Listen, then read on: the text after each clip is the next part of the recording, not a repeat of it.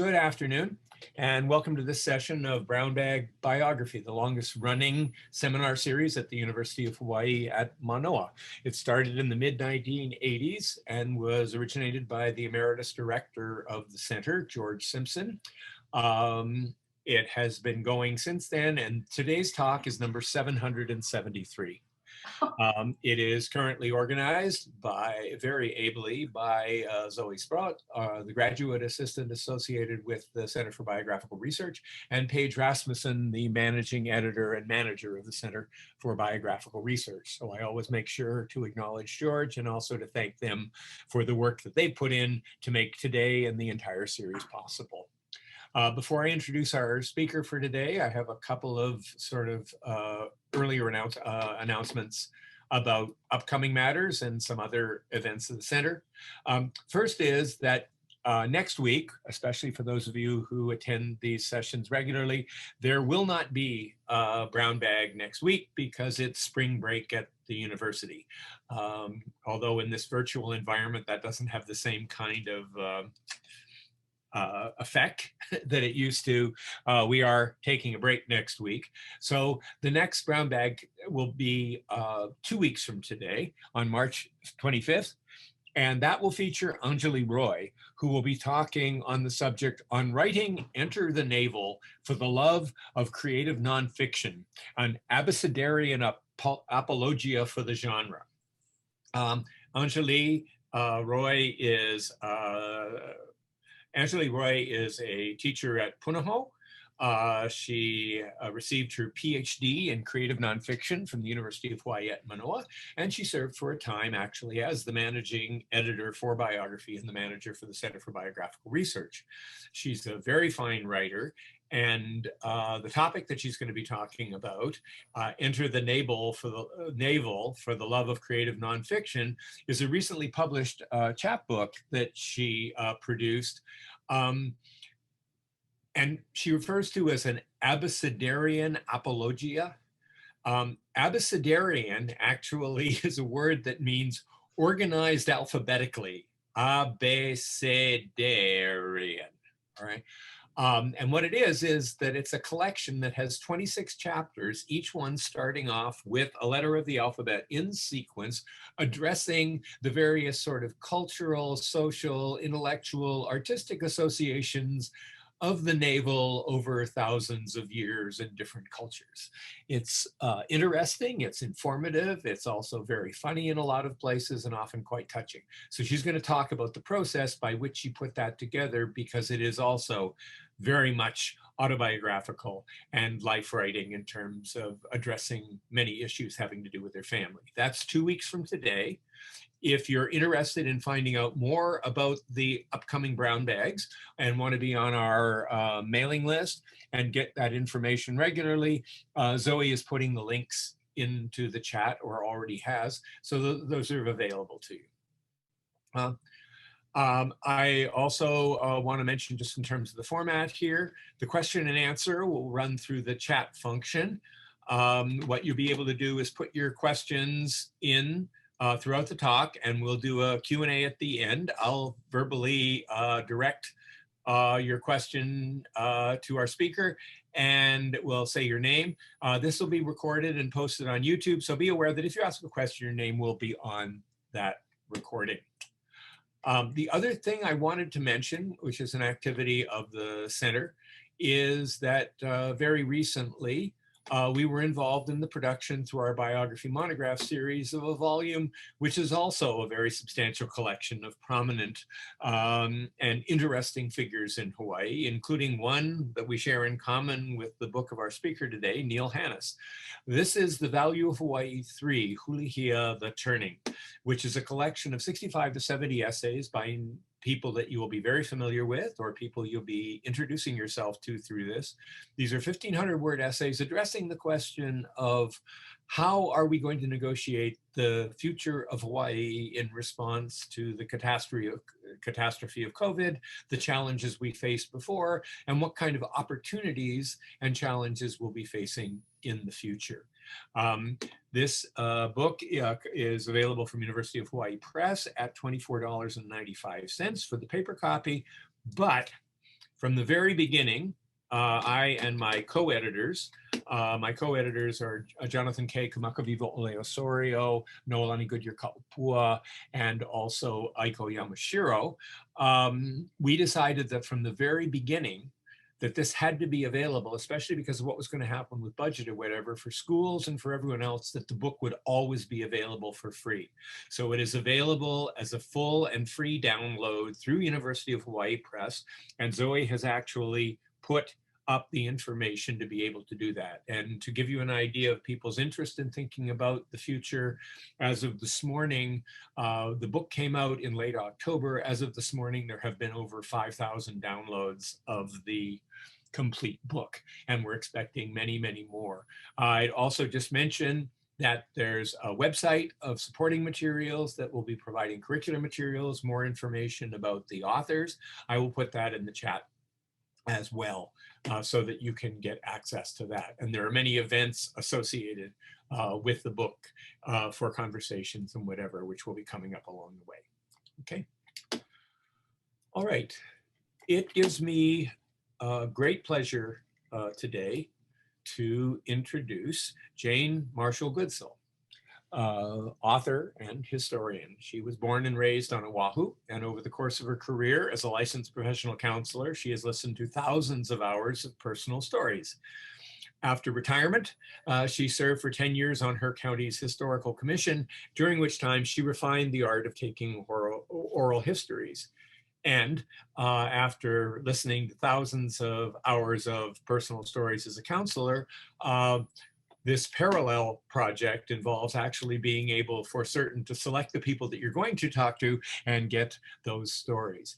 And the result has been Voices of Hawaii, life stories from the generation that shaped the Aloha State. I will also put the link up to the Watermark Publishing Company, although Zoe is often way out ahead of me on this, but we'll put the link up so that you can go immediately to find out more about the book, although you'll be hearing a great deal about it today. I just wanted to say a couple of things briefly. One of them is, which I was mentioning to Jane just beforehand, and she was commenting on the fact that COVID, a year of, in some ways, enforced solitude, has paradoxically resulted in many people becoming more and more committed to the idea of not only reaching out, but recording family histories, recording interviews, writing that memoir or writing that autobiographical text that they wanted to. And what we've seen over the last year, and building increasingly over the last couple of decades, because of technology, because of being able to record and preserve various things, the interest in creating personal histories, family histories, community histories, cultural histories has been huge, and one that has extended really strongly outside of the academic community, sometimes in coordination with, sometimes not. So what we're going to be hearing about today is a book that comes from a personal initiative, but has also done an important kind of work about Hawaii cultural history. As you'll see, this is a collection of interviews with some of the most prominent and influential people who have affected the course of Hawaii's history over the last 40, 50 years. So it's in some ways a library. It's also an archive, and it's also a very entertaining read and a way of helping to situate ourselves in the community that we're living in. So it gives me great pleasure to introduce Jane Marshall Goodsill, who will tell us about how she was able to orchestrate Voices of Hawaii. Thank you, Craig. That was a lovely introduction. Thank you for the compliments on my book. I guess I'd like to start by saying that I did interview many people who are movers and shakers in the community.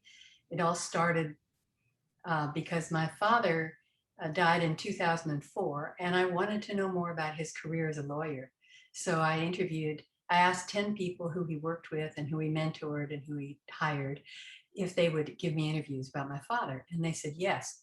And so they told me all about my father, but they also told me all about their lives and the passion for the law, the things they've been involved with during the years that they've been living in Hawaii. And the stories were so good, I just couldn't not go further with that. So then I said to people, who should I interview? And they'd mention a name, and I'd say, okay, do you have a contact? And they'd put me in touch with that person, and the next morning I'd be sitting at their table talking to them, or they'd be sitting at my table talking to me.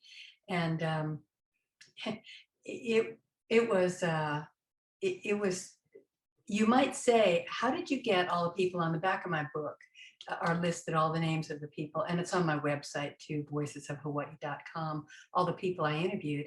You might say, well, how did all that happen? It wasn't by plan.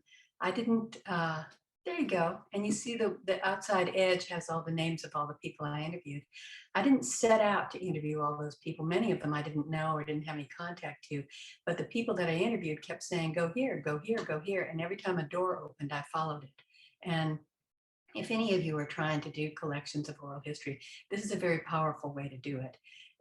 Just keep asking people who is important or who has a good story and who should I interview. And so what I did is I interviewed all these people, and you mentioned Neil Hannes, who interestingly enough, Craig, was the very last person I interviewed. He was number 75. And when I finished him, I said, that's it. It wasn't specifically because of him, but I felt like I had enough accumulation of data that now it was time to write the story. So what I had, it's kind of sad for me that I can't see my audience. I know we're recorded and some of you don't want to be seen, but I love to interact with my audience. So I'm going to invite you to ask questions, send in questions. Feel free to interrupt me. It's very boring for me just to talk to myself for an hour. I like to talk to somebody. So once I got all the interviews, I had every single one of them transcribed. And I think I'll start with the process of how I do oral histories. And then if I get any comments and people have other questions, Craig, Zoe, I hope you'll break in and ask me the questions. I don't have to stay in order of what I'm talking about. I can always go back and answer a question in between. I think it will make it more interesting. So I've talked about selecting the interviewees. Once you are starting an oral history recording, you need to decide whether you're going to do your interview topic specific, like you're an expert in botany, tell me everything you know about flowers of Hawaii or plants of Hawaii, or I would like to know your life story. And mine was a collection of life stories. So basically I have 75 in-depth interviews of life story. And the first question I ever ask a person is, tell me how your people, tell me how your family got to Hawaii, and tell me the names of your ancestors and what dates they arrived. And then you go into all kinds of interesting questions related to that, which I'll get to in a minute. So you might say, how do you make people comfortable to tell an oral history and tell you the pieces of information that really matter? Because if somebody sits down and says, my grandfather arrived, he did, he died, and then I was born, and it's pretty boring. You need to draw more out of them than that. So the first thing you say to them is, you don't have to be worried about taking this oral history because you will know all the answers. This is the story of your life and you will know all the answers. If you want to bring some notes so that you can refer to dates or spellings of names, that's fine too. And as you're interviewing people, every time they mention their father's name, you say, and how do you spell how? So that you have Craig's last name spelled correctly. And so that you've got all the data right in the transcript. And so after you've told them that you will know the answers and you can bring notes, you assure them that I'll help you. Because everybody, almost everybody on this list that you're looking at says to me, oh, I don't have much of a story to tell. And then you read the book and you see the stories they tell. And many of them are stories people haven't read before, and they're very interesting. And so you want people to share. So you say, I'll help. I'll keep you on task. And may I have permission, if you should happen to get off track, may I have permission to bring you back? Once the person has given you that permission, then if they begin talking about something that is way in the weeds, way more detailed than you need to know, you say, now that's interesting, but come back and tell me more about your grandfather. And so people will be redirected in that way. And that's your job as an oral historian, is to redirect them. So the next thing is, what kind of equipment do you use? And when I started doing this process for the county that I live in, I would show up with a big, heavy briefcase filled with equipment. And nowadays I show up with my iPhone.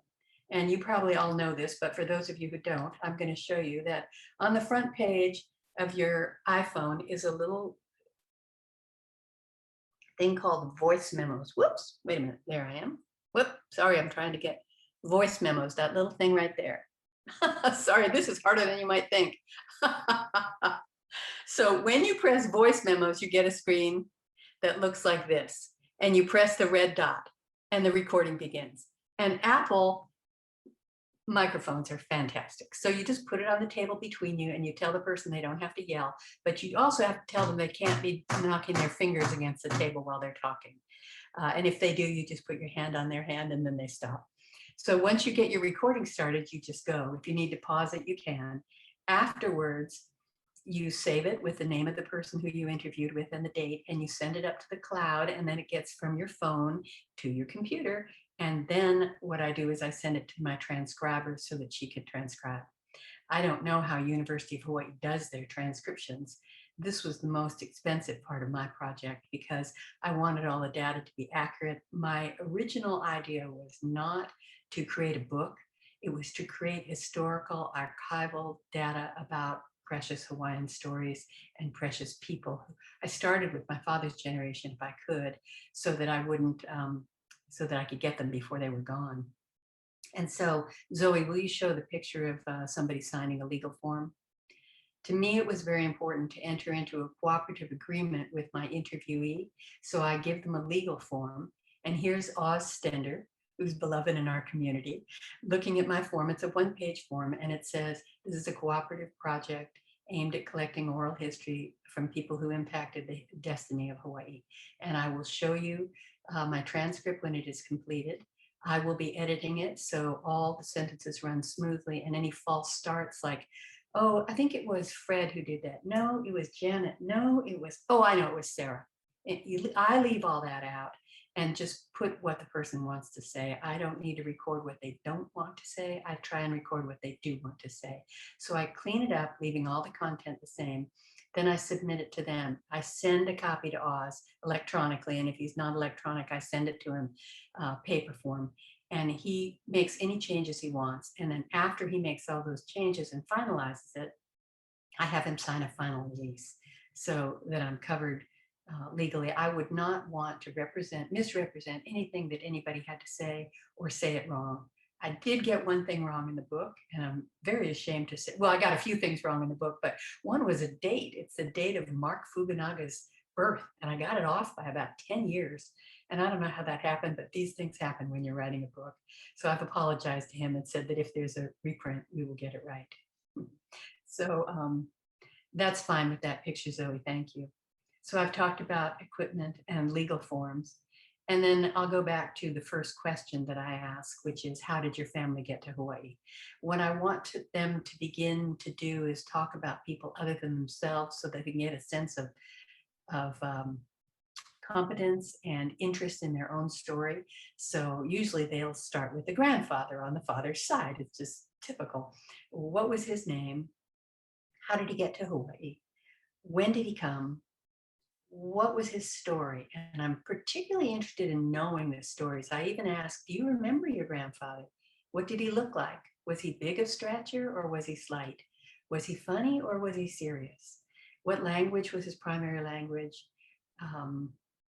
And his name and the date that he arrived. Now, when he arrived, see, this is a fun thing about taking oral histories in Hawaii, is that everybody is an immigrant. Everybody. And everybody came from somewhere. So an important question to ask historically is, why did they leave their homeland to come here? Their homeland might have been Nebraska. It might have been Yokohama. It might have been Poland. It could have been anywhere in the world. Zimbabwe, it could have been anywhere. Why did they leave? Do you know what the life circumstances are? And it's really amazing how few people know that. They don't know the historical context of what drove immigration. But as Craig and anybody else who's a historian would know, that is very important. But even if they don't know the answer to why their ancestor came, if we know when they came, we can often fill in some of those dots ourselves by looking at the historical record. And often the reasons people came were because of conscription. They wanted to avoid getting involved in war, or there was poverty, or there was drought, or there was family discord, or they were not the first one in line to inherit from the family and they would get nothing, so they might as well go somewhere and start fresh. So those are the kinds of things that drive people to move. And then you always say, so what did your grandfather do when he got here? And what were his talents? And what were his, how did he parlay that into a career? And sometimes they had to come and do work like working on the plantations, or some kind of job like a labor job, because they didn't, if they had skills, their skills weren't valued because of their color. And so that's an interesting story. So then what did your grandfather do? Who did he marry? Who were his children? That gets us down to the father's generation. Tell me all about your father's life. Who did he marry? What was her name, her maiden name? You get the idea. Until we finally get down to the generation of the person we're talking about. And by this time, we have a historical context, and it's so much fun to watch how the efforts of the elder generation impacted the next generation, particularly value on education and value on career. And so then you often find the third generation of immigrants have really done some substantial things, or come to a level in their life that their grandparents might never have imagined. And I'll use Oz Stender as an example. His grandfather was pure Hawaiian, and his name was John, and he was the head park keeper at Hauula Park. And he lived right across the street from Hauula Park on land that he leased. And the interesting thing about that is he got a lease for 999 years. And I said to Oz, did I hear that right? He said, you did. And I said, was that a common length of time for a lease? He said, it was back then. So his family still has that, and they're less than 100 years into it.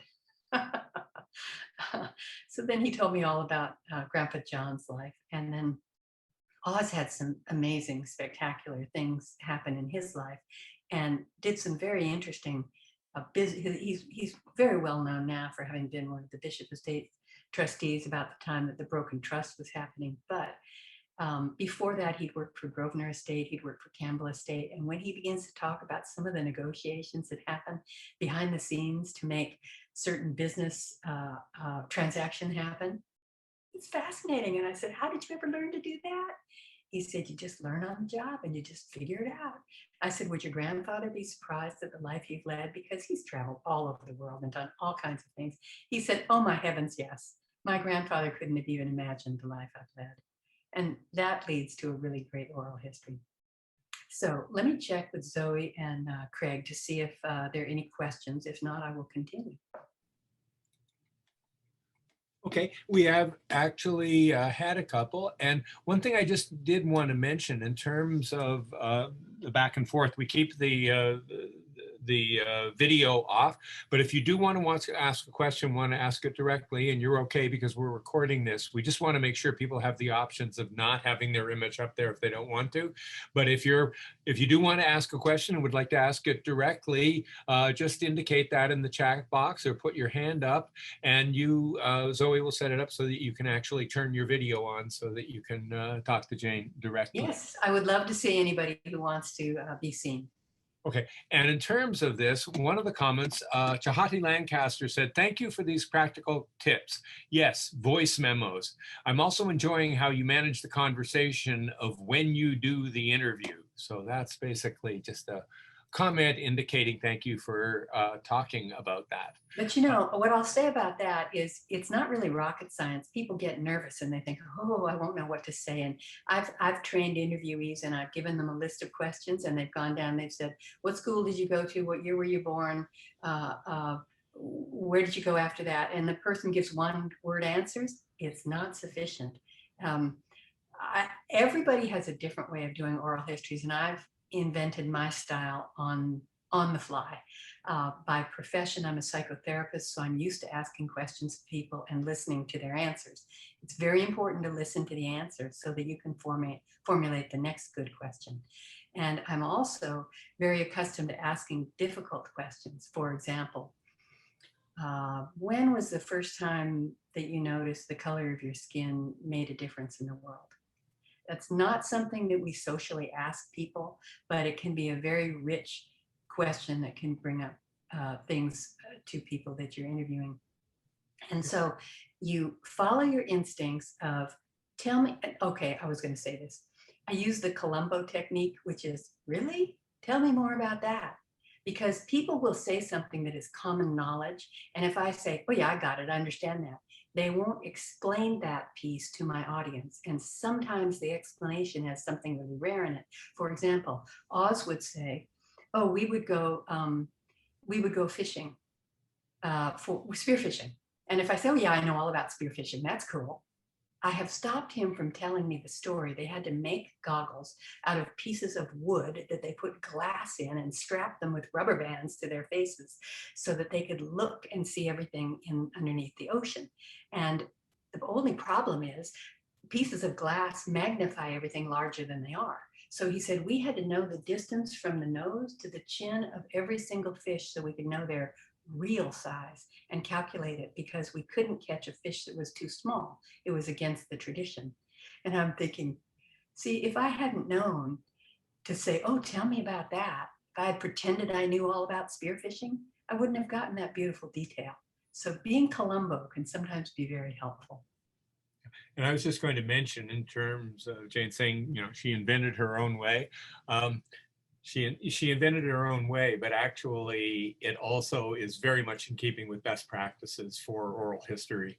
And what ties all of them together is a notion of care for your subject.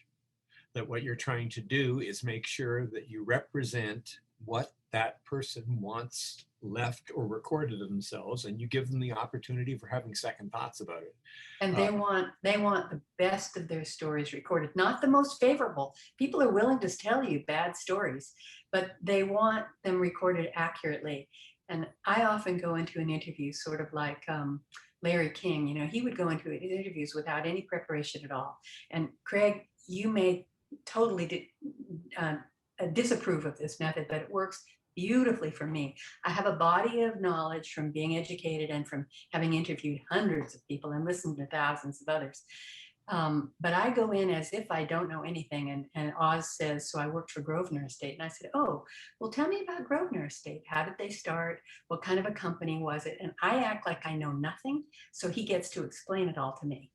And that's a tactic that works really well. Had I researched Grosvenor Estate before, my response to him saying it would not have been as fresh and as passionate. So this is a technique that works very well for me. Well, and we're definitely in agreement with each other on that. And just really quickly, when I was involved in co-producing a television series that some people might be familiar with, Biography Hawaiʻi, where we were interviewing people frequently from 20th century Hawaii. If you looked at the end of the credits, you would see that it was co-produced by DB Productions. Well, DB stood for Dumb Biographers, because we continually reminded ourselves, no matter how much research we had done beforehand to set up the interview, that when we were conducting the interview, we should be acting as if we knew almost nothing and never cut somebody off by explaining to them, oh yeah, we already know that. So I'm so glad to hear that, because that sort of validates how I did it. We don't know, we're just dumb biographers. As a consequence of being Columbo, I came up with a lot of stories that I might not otherwise have come up with, because maybe I knew something about Hana Ha'oli kindergarten. And so Stuart Ho begins to talk about it, and I say, oh yeah, kindergarten, you know, yeah, tell me more, or talk about something else. And instead he says, so in kindergarten, none of the Ha'oli families were meeting with the Asian families. And the people in the boardrooms knew it was a problem, but they didn't know what to do about it because they couldn't solve the problem in the boardroom. There was too much racial segregation. He said, so they gave it to the housewives. And he stopped talking. And I said, they gave it to the housewives? What did the housewives do? He said, they were the ones in charge of carpool. Day after day, the Asian kids and the Ha'oli kids are being transported back and forth together. After a while, the mother says, you know, that Ho kid is nice. Let's have him over to the house. And then it begins. So there's some value just to all of our listeners in just asking, what? I don't get it. Tell me, explain it more. Yep. Yeah. So are there any other questions, or should I go on with something else? I think you can head on, and I think people will see that if something strikes them, they'll indicate. Sorry, Actually, we've got a hand up actually right now. Great. Yes, CS, who I'm not quite sure who that is. Do you want to unmute and ask something?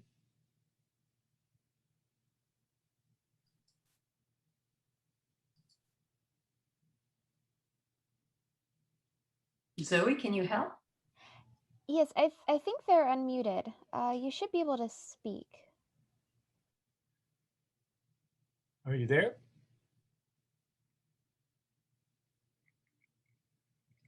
Okay. Darn it. I love to hear from my audience. Okay. Well, if we hear something subsequently, that'll be great. Okay. Okay. All right. Go ahead. I was going to also talk about how to organize data. Unfortunately, I don't know who's in the audience. I don't know what their level of interest is. And I had said I would talk about archiving data, so I will. It's important before you start your project to determine how you're going to organize your data. Me, I was going to interview people. And so I put the person's name as the folder, and then inside the folder, I have their legal documents, plural. I have their photo. I have their initial audio. I have their transcription when I get it done. I have their refined, edited transcription, and anything else, any other ancillary documents they have brought, maybe the birth certificate or the travel on the Lurleen from their grandfather over to Honolulu. So I saved that all. Now, if you were doing the botanical person, you might want to organize it by plant species, because maybe that's your interest. I know Puakea Nobemeyer told me one time he was doing an extensive research on all the literature on seaweed. So he had all the different kinds of seaweed, and that would be how he would archive his data. But I am doing by people, so I have it all by people. One person asked me if I had an index in my book, and I do have an index in my book, and it's a great index. And this is one of the values of having a good publisher, because I did not have to do this index myself. As George Engebretson was reading my book, he got together the index, and the index has every single person who's mentioned in the book, how many times and what page, every single person. And that's not easy to do and takes a lot of time, but the topics aren't in there. And I had wanted to do a topic one, but it was too overwhelming. You can imagine all the companies that were mentioned and all the topics, because what I had to do with my data, this has to do with archiving. I had 75, many pages of interviews in each transcript, all approved. What was I going to do with that? And originally I was just going to plop it in a book and say, here it is. You'll love this story. Here, read Stuart Ho's book from, his life from beginning to end. And the publisher said, no one's going to read that. Not only that, it's going to be a book so thick they won't even be able to lift it, much less read it. And so what I decided to do instead was to come up with some chapters that I thought would be of interest. For example, some of my chapter headings are Voices of My Father's Generation, Voices of the Old Days, Voices of World War II, Voices of the Racial Melting Pot, Voices of Changing Land Use. So if anybody talked about changing land use, and you can imagine, or maybe you don't know, in Hawaii there was a lot of changing land use because of how the land was originally used by the Hawaiians, how it came to be used by the big corporations, particularly the agricultural corporations, and now what it's being used for, housing and so on. So the laws had to keep up with the land use and water use rights. Very deep topics. I can only touch on them incrementally because that would be many books in itself, but I did my best to give a good representation of each of those topics. So if anybody talked about farming, ranching, Voices of the Ranchers. Anybody told a funny story, Voices of Laughter. Anybody talked about a conservation effort, Voices of the Conservationists. So because of that, I was able to get a lot of historical and personal anecdotes in the book, in a book that's only that big, 200 something pages. And one of the things I like about this book, don't want to, toot my own horn, but one of the things I like about this, and I encourage you to copy it if you want to, is that this is a very readable book. It has short vignettes of many, many people talking on many, many topics. So you don't have to read this book sequentially. There's no plot. You don't have to remember what happened in the chapter before. You simply read this section because it's a topic you're interested in or an interviewee that you're interested in. And you can get a feel for what the real Hawaii was like. And one of my friends who's going to interview me on his radio show said, oh, we can talk all about the Brady Bunch, and we can talk about Don Ho. We can talk about Magnum PI. And nobody in Hawaii wants to talk about those things. They want to talk about real issues and, you know, not touristy kind of stuff. So this book avoids the touristy stuff. It gets down to the heart of the things that happened to the people that we knew who lived there. So let's see, I'm just checking. Oh, somebody here, our friend, how do you say this word, Craig? Chahati, Lancaster. She says, I'm very timid that this is recorded. If Jane is okay, I'd like to talk story with, oh, this is something personal to me. Okay, she didn't want to be in the spotlight. Oh, and she saw an article in Hawaii Business Magazine. Now, that was an interesting thing. Hawaii Business Magazine took lots of excerpts from my book. They had maybe a dozen, not a dozen, maybe half a dozen. And they were intense, but there was none of the narrative in between that said, and this is why somebody said this, and this is how I personally knew this person. And because I spoke to this person, this is how I got them to say this. It took away what I call the glue, the narrative glue between each of the segments. So I found the article in Hawaii Business Magazine was very dry. And I read it and went, ooh, even though the stories are the same ones in the book, the glue isn't there, which taught me a lesson about how important it is when you're taking data and putting it into a readable format that you want to make it easily digestible and effortless on the part of the reader. That's what I tried to do. So if any of you are writers and trying to figure out how to take dense data, that's my tip for you. And I actually got it from my husband, who's a writer in his own right, not books, but he does other things. And he said, there's no glue. You need to get some glue in here. So I did. I went back and put a lot of glue in there. So, Craig, anything else? I have, I'll talk about my transcription process if people are interested in that. Yeah, that'll be the next thing, and I'll just put a little bit of glue in here right now to talk about the parallels, especially when dealing with Indigenous studies or ethnic studies. In terms of interviews, the glue is increasingly seen as something that is absolutely essential to present any kind of narrative, because you need to know what is the position of the interviewer in relation to the subject, what is the subject's relation to the reasons that the interviews were being carried out, what is the context in which a particular answer is there, and that you in some ways have permission but also approval of the way that that's been presented.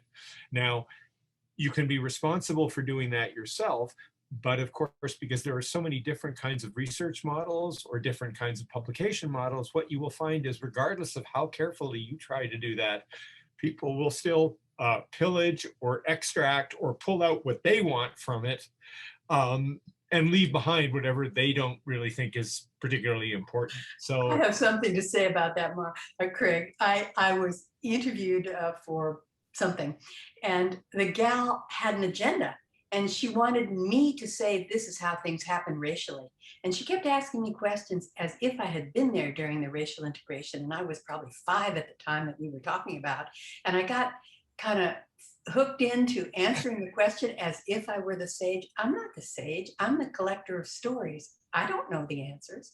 All I know is what people tell me. And so it's very important to know your place, that I'm just collecting the stories and presenting them. But I'm going to say something else that was so important to me.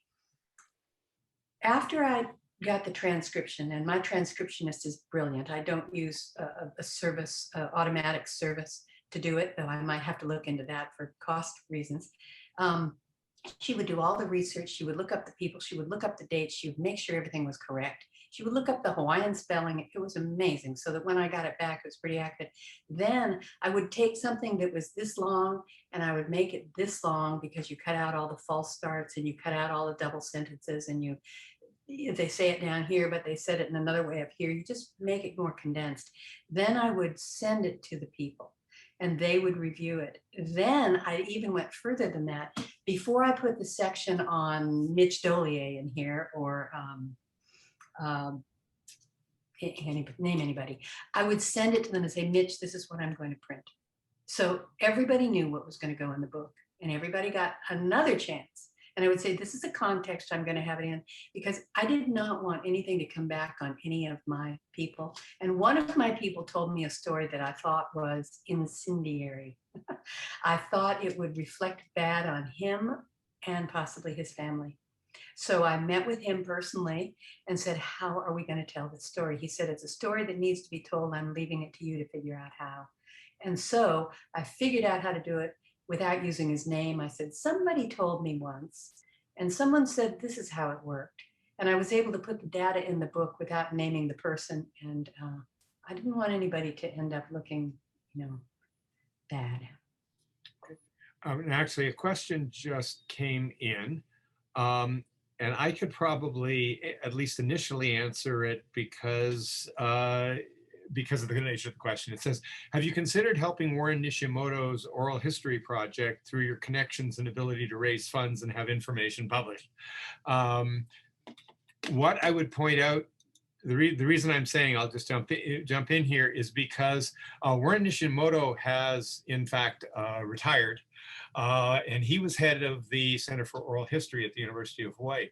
But it has actually been rebooted, and they actually are involved in projects. Daviana McGregor is now the head and the director of the Center for Oral History, and they are doing extensive work and really expanding out again. And we will probably be having various talks and presentations. We work very closely with them. We actually published their most recent book, Talking Hawaii Story, was actually a co-production between the Center for Oral History. But what I tell you is they're doing virtually the same thing, raising and moving resources. And then in fact, there's already probably some overlap, because some of the people Jane has interviewed, they're doing a major project where they're interviewing the participants in the Constitutional Convention of 1970. Oh, yeah, that's a fascinating story. Yeah, and some of those people are involved in this further project. So yeah, there's a lot of conversation going on, and I'll just reiterate that what Jane's describing is in terms of transcripts and in terms of permission and that kind of thing are generally considered as best practices, and in fact required through the institutional review boards of the universities, that oral history in fact needs to be done that way. Yeah. Craig, I'll give my answer to that question. I'm very well aware of the Oral History Project at University of Hawaii. My worst fear is that my way of collecting data and editing it might not fit in with the way they have traditionally done it. And I couldn't afford to get into a bureaucratic my way, your way. So I just did it by myself. But I have archival data for all of these interviews, and I've done about a dozen more interviews since this book came out. Maybe there'll be a book too, who knows? But I will eventually be looking for a place to put all my archival data, and it's beautifully organized. And oh, as a matter of fact, Zoe, would you put up the picture to show what my transcripts look like? This is one of the first ones I did of our beloved Mary Cook, and of course it has a picture of her on the front. It has her name and the date and my name and the name of the transcriber, the location, mission statement for Voices of Hawaii, some legalese about copyright, etc. And then go down to the next page, if you will. The transcript reads, you'll see there's Goodsill down there and Cook, and then Goodsill and Cook, and on it goes for 30 pages. So these are all, that's fine, thank you, Zoe. These are all archived and ready to go, and I will eventually be looking for a place to put them. My worst fear is that they will sit on a shelf and these beautiful stories will never see the light of day. Because you can imagine 75 interviews, each one being 14 to 25 pages. could never fit in this book. So I have a lot of data in addition that maybe doesn't need to be published in a book, but it needs to be kept for the historical record. So my intention is someday to give that to whoever in Hawaii is going to be the best recipient for that material. And I haven't determined yet who that is, because I don't want it sitting on a dusty shelf. And that's why I said in my description of this, taking an oral history is not enough. What you uncover needs to see the light of day. So consider newsletters, Malama Manoa, Manoa Heritage, Iolani Palace, mission houses, any of the fish ponds, any of the nonprofits that you know have newsletters, and little quips and pieces that you get from your collected data can go in any of those. Anywhere you can think where these stories can see the light of day, that's going to be the goal. Not just collecting them for historians, I'm happy to do that, but not happy to have my material sit on a dusty shelf. So that's my answer. Oh, look, she just ordered a book from Amazon. Thank you so much. And yes, the answer is my book is available on Amazon. It is also available through Watermark Publishing, and they will charge you $5 to send it to you, or if you're local, they might charge you nothing to send it to you. And then you can support a local company. But thank you so much for ordering that book. I really appreciate it. Yeah. And the link to Watermark is actually up in the chat. Yes. Okay. Which just went up again. Okay. Okay. All right. Any other questions that people would like to ask? You can either raise the yellow hand or put them in the chat. And while we're waiting on that, could you talk a little bit about, because it's the two things you just raised there are the ones that many people are most concerned about. One of them is the archiving. And I actually know that one of the people who's attending this today actually is not only a senior staff member and librarian at Hamilton Library, but also recently completed a doctoral dissertation on the challenges of archiving, and especially archiving ephemeral or digitally produced materials. Oh my, so I maybe could be intimidated by that. I won't identify her, but maybe she'll weigh in at some point along the way here. But the other one has to do with that issue of dissemination. It has to do with publication. So could you talk a little bit about how you went about figuring out, or how you ultimately decided that you went the way that you did for actually publishing the material, and what kind of challenges were involved in that? Well, here's another, in this case, I didn't have to act like Columbo. I was Columbo. I knew nothing. And I happened just to fall uphill and to meet George Engebretson. And we talked. I said, I don't want to pitch my book to you because this is what you do. Let's just talk. And he said, you don't have to worry about it. Tell me what you're doing. And I told him about the research I was doing. And he said, that is very unusual.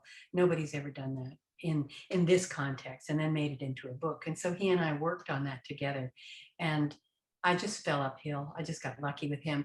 Now, this may be common knowledge to everybody. My understanding is you can have a publisher. They make most of the money, but they do a lot of the work of distribution and get to places like Amazon that mere mortals can't really get to as easily, and Barnes and Noble and other things like that. You have to have a distribution network to get into those places, is my understanding. However, if you publish it yourself, which Watermark does also, you can make more of the money, but you're responsible for distributing, schlepping, advertising, promoting, and getting the books everywhere. However, I will say there's a middle line with that, because I have a publisher, and I've had to do all that. I mean, the publisher didn't get me to talk to all these 30 people today. I did it. It's like, if you're going to be the author, you have to be willing to promote your book. You have to be willing to get in the newspaper and get in the magazine and get wherever you can, because nobody's going to do it for you, whether you publish yourself or whether you have a big publisher. That's my understanding. If anybody knows better than that, I'd be happy to hear from them.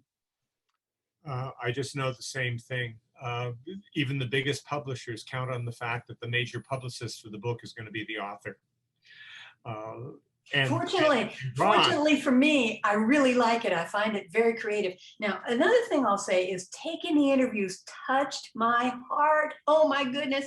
When I got to sit in front of Neil Hanna's and Jimmy Greenwell and Mark Fukunaga and Chris Kramer, and they told me these stories, it just opened my heart. It just made my life more rich. So that was fantastic.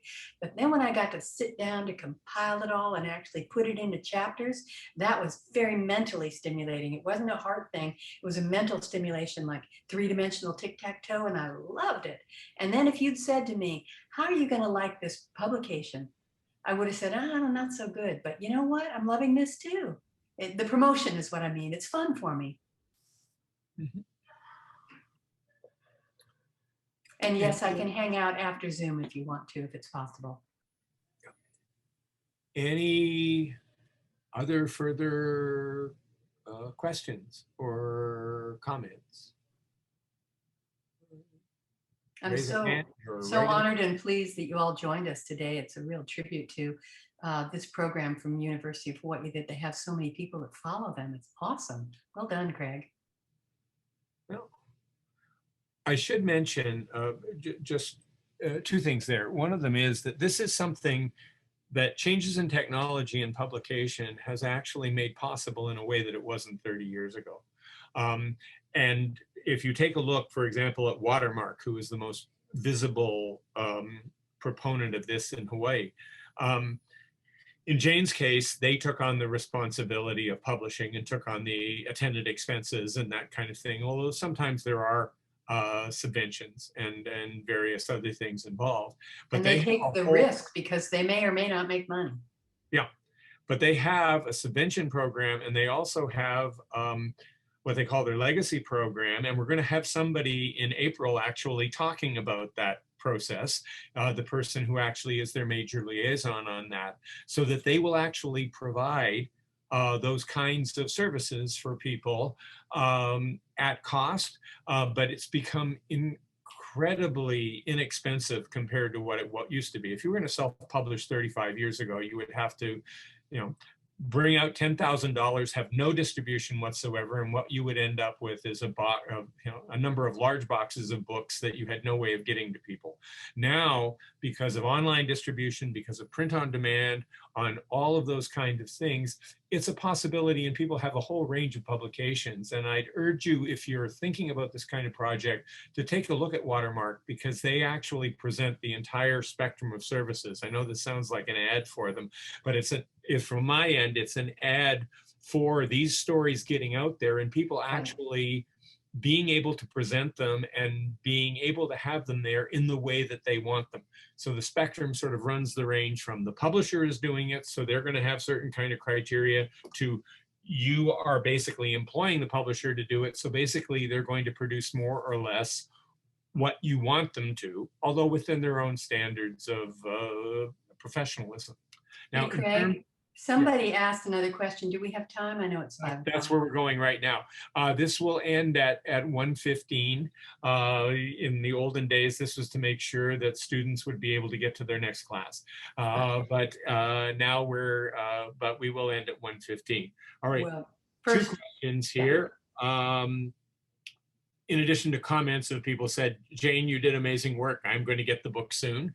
So you got a few sales out of that. And the Watermark Legacy website is also up there as well too.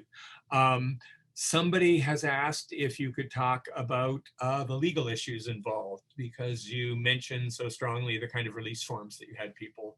And you also mentioned on Mary Cook's that there is kind of legalese at the front. Could you elaborate a bit? Always legalese at the first. Also, Amy asked the question whether it's available to public libraries. That is a bureaucracy I could not possibly untangle, but it is my understanding that Watermark has made the initial paperwork and that these books will be in the Hawaii Public Library. So that's your answer to that. In terms of the legal issues, I didn't want to be sued for something I said about somebody. And I didn't want somebody else to be sued because of something I said that they said. So that was why I was so careful with the legal issues. And there is one funny story where I went to interview a guy and I pass across the legal document and he looks at it, he goes, And he looks at it some more and he goes, And I say, problem? And he says, well, my people have been, have had a lot taken from them. And whereas I'm very willing to share my story, I don't feel I need to sign a legal release to tell you my story. I thought, well, that makes perfect sense. And he didn't want to sign. And I said, can we proceed on trust? And he said, yes. And he became one of my very deepest sociological commentators in the whole book. And he and I still don't have a signed transcript.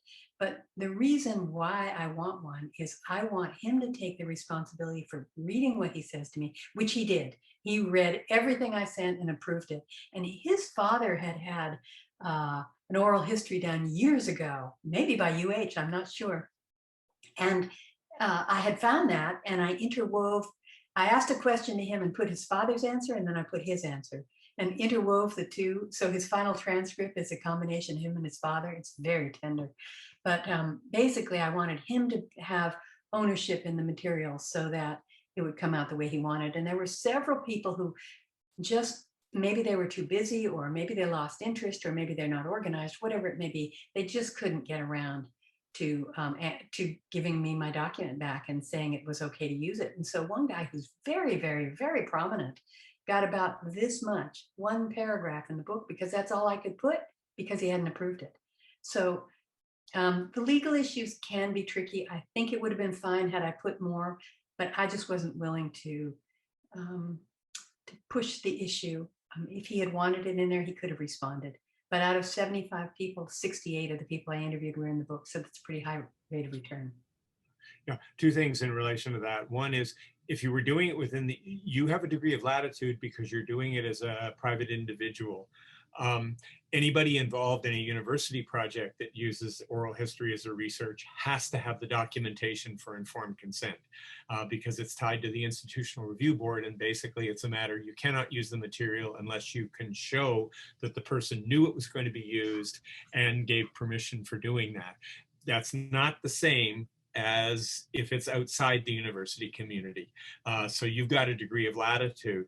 But the other just side thing, which is the other way, because within many of the research areas that we work in, yes, there's a profound suspicion of signing legal documents of any kind in relation to this because of the histories of the communities and the people who have been dealing with this. And they basically say, if you're making me sign this, my automatic reflex is that you're planning on exploiting me, because that's the only time our people are confronted with documents.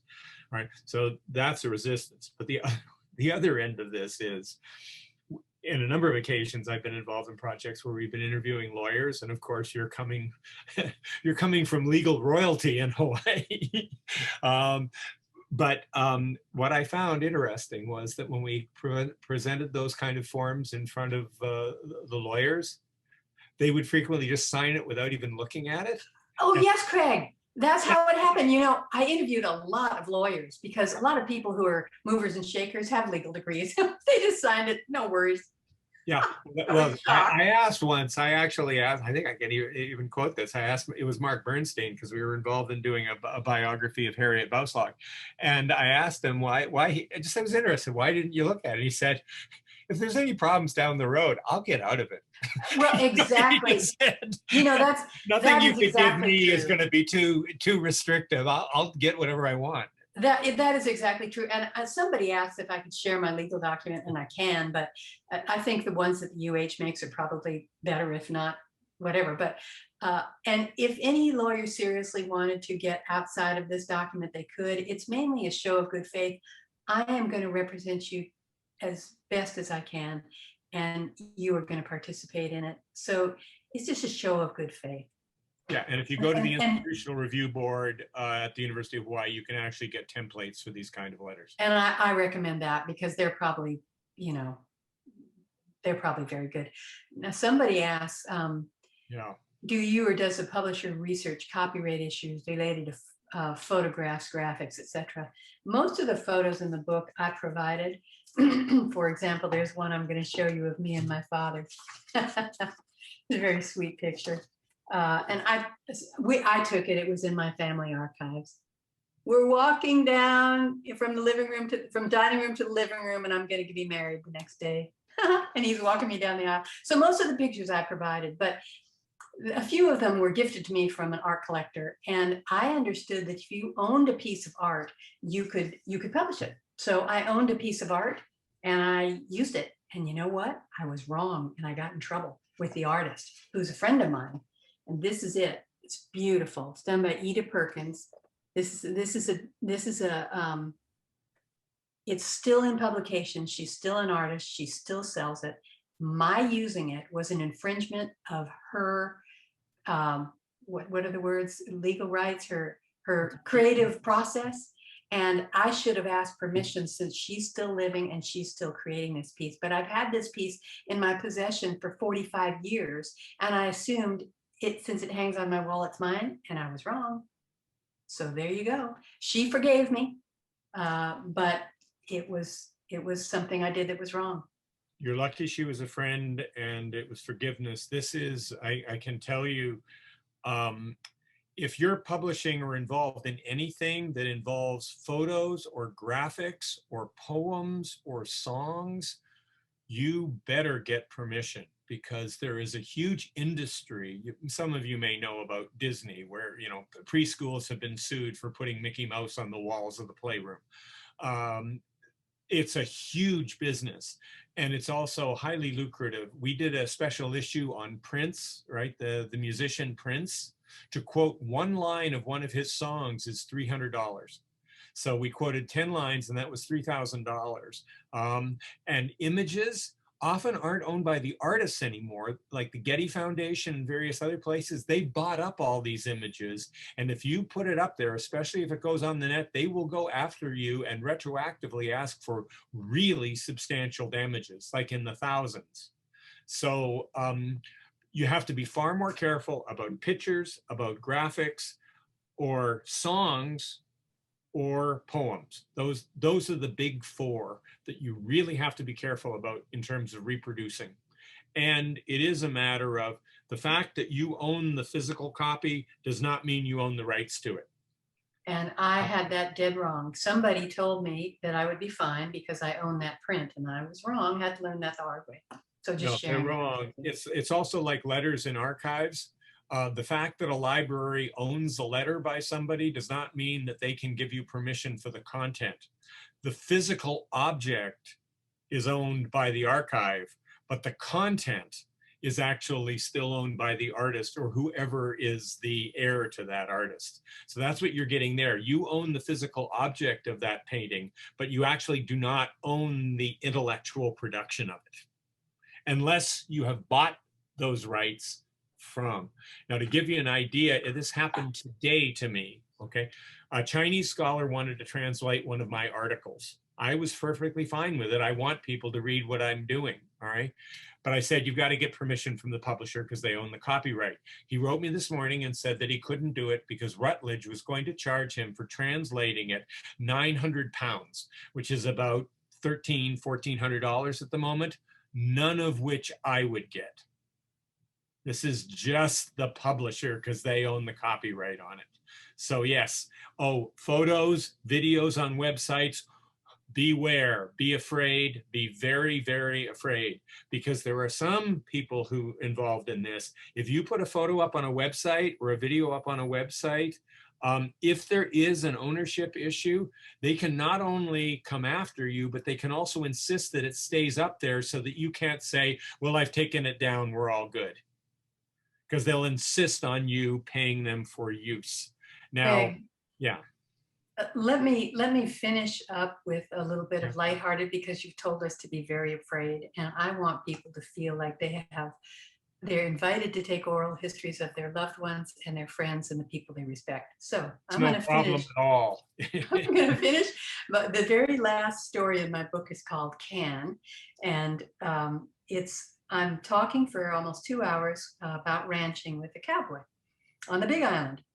And then we turned off the recorder and I was no longer recording. And I said, thank you so much. And he said, yeah, no problem. He said, I can sum up my whole life in one word. What? One word? He said, yeah. And I said, what word is that? He said, well, you know how in Pidgin English we say can or no can? I have discovered that no matter what is asked, I can. I can learn, I can do it, I can be taught, I can teach, I can be boss, I can be bossed.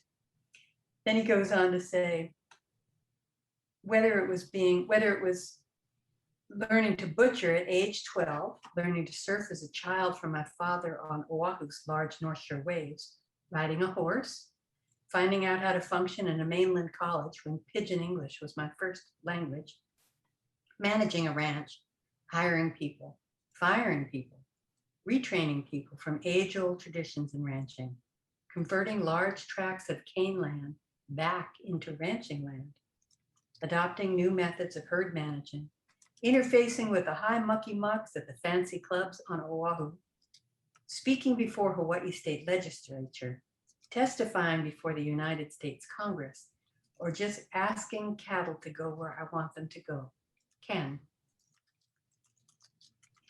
And we both started crying. So that's how my book ends. And I think that would be a good place to end this very informative and delightful conversation.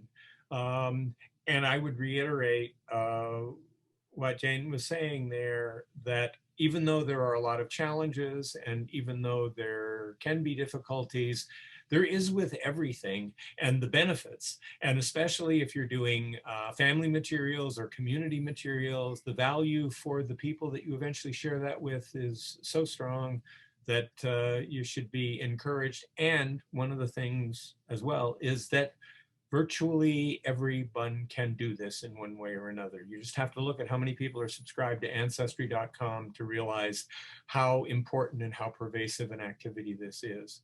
And Craig, yeah. look at how, just when I ended that, I got a lot of people who sent me applause, little clapping icons. Thank you, thank you.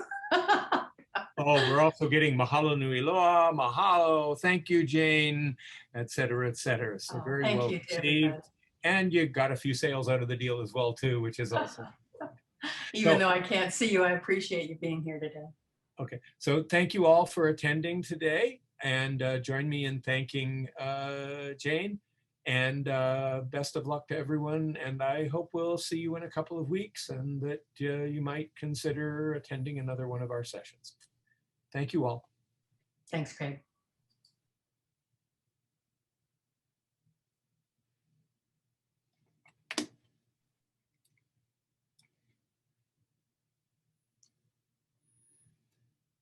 Great. And one of the nice things about this is because it is this kind of mixture